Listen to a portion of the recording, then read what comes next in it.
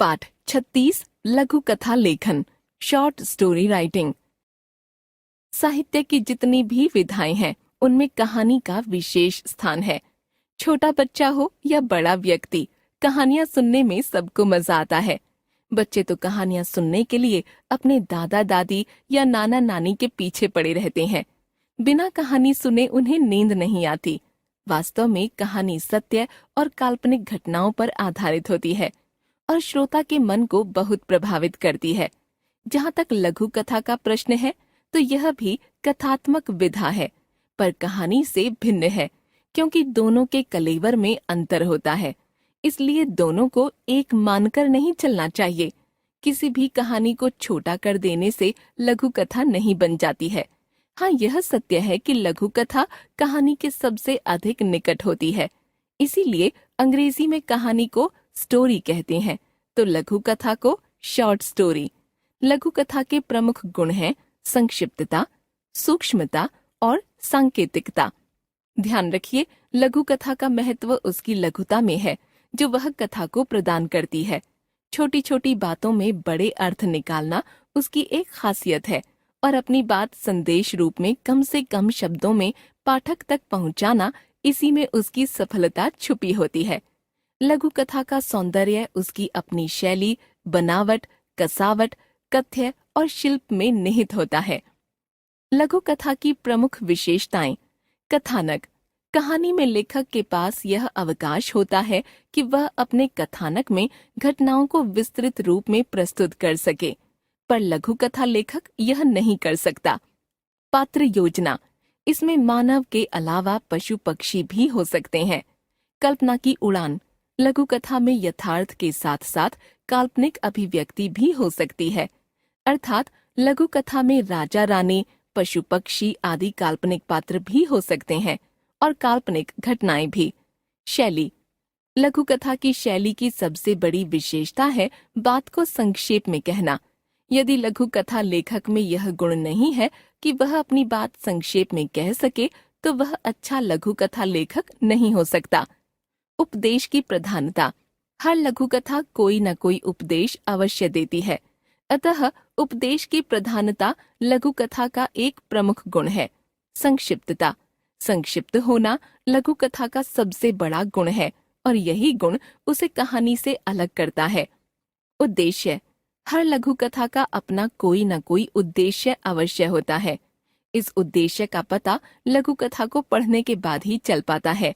लघु कथाओं के उदाहरण। प्रस्थान बिंदु के आधार पर लघु कथा लेखन विधि। प्रस्थान बिंदु।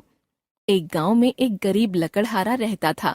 वह जंगल से लकड़ियां काट कर लाता और उन्हें बेचकर गुजारा करता था। एक दिन वह नदी के किनारे एक पेड़ पर चढ़कर लकड़ियां काट रहा था। अचानक उसके हाथ से कुल्हाड़ी छूटकर नदी में गिर पड़ी। लकड़हारा सोचने लगा कि अब मैं अपना जीवन निर्वाह कैसे करूंगा। सोचते सोचते उसकी आंखों में आंसू आ गए। वह कुछ देर तक रोता रहा। इतने में नदी से जल देवता प्रकट हुए। उन्होंने लकड़हारे से पूछा, तुम रो क्यों रहे हो? लकड़हारे ने देवता को सारी बात बताई। लघु कथा। एक गांव में एक गरीब लकड़हारा रहता था। वह जंगल से लकड़ियां काट कर लाता और उन्हें बेचकर गुजारा करता था। एक दिन वह नदी के किनारे के पेड़ पर चढ़कर लकड़ियां काट रहा था। अचानक उसके हाथ से कुल्हाड़ी छूटकर नदी में गिर पड़ी। लकड़हारा सोचने लगा कि अब मैं अपना जीवन निर्वाह कैसे करूंगा। सोचते सोचते उसकी आंखों में आंसू आ गए। वह कुछ देर तक रोता रहा। इतने में नदी से जल देवता प्रकट हुए। उन्होंने लकड़हारे से पूछा, तुम रो क्यों रहे हो? लकड़हारे ने देवता को सारी बात बताई। जल देवता ने कहा, तुम रो मत, मैं अभी जाकर तुम्हारी कुल्हाड़ी लेकर आता हूँ। जल देवता नदी के अंदर गए और सोने की एक कुल्हाड़ी लेकर बाहर आए। उन्होंने इसे लकड़हारे को देते हुए कहा, यह लो तुम्हारी कुल्हाड़ी। लकड़हारा एक ईमानदार व्यक्ति था। उसने कहा कि यह उसकी कुल्हाड़ी नहीं है। तब जल देवता फिर नदी में गए और एक चांदी की कुल्हाड़ी लेकर आए। लकड़हारे ने इस कुल्हाड़ी को भी लेने से मना कर दिया। तीसरी बार जल देवता लोहे की कुल्हाड़ी लेकर आए। कुल्हाड़ी को देखते ही लकड़हारा खुश हो गया। उसने कहा, यही मेरी कुल्हाड़ी है। लकड़हारे की ईमानदारी देखकर जल देवता बहुत प्रसन्न हुए और उन्होंने उसे 3 कुल्हाड़ियां दे दी। शीर्षक: ईमानदार लकड़हारा। शिक्षा: मनुष्य को कभी भी ईमानदारी का रास्ता नहीं छोड़ना चाहिए। ईमानदारी का फल सदा मीठा होता है। संकेत बिंदु के आधार पर लघु कथा लेखन विधि।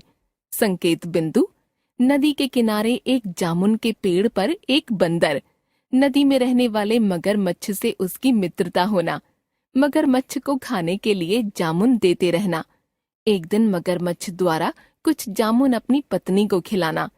पत्नी का सोचना कि स्वादिष्ट जामुन खाने वाले बंदर का कलेजा मीठा होना। अपने पति से बंदर का दिल लाने की जिद करना। मगरमच्छ द्वारा बंदर को भोजन पर निमंत्रित करना। अपनी पीठ पर बंदर को बैठाकर ले चलना। नदी के बीचों बीच पहुंचकर भेद खोलना। बंदर द्वारा धैर्य न खोना।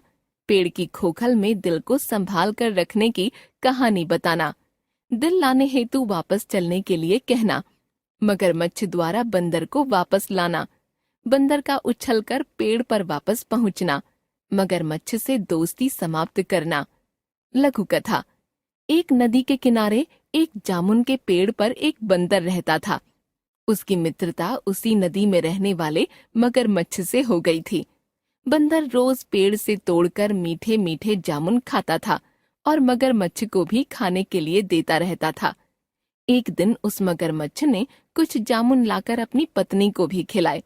स्वादिष्ट जामुन खाने के बाद उसकी पत्नी ने सोचा, जब जामुन इतने स्वादिष्ट हैं, तो इन जामुनों के खाने वाले बंदर का दिल कितना मीठा होगा।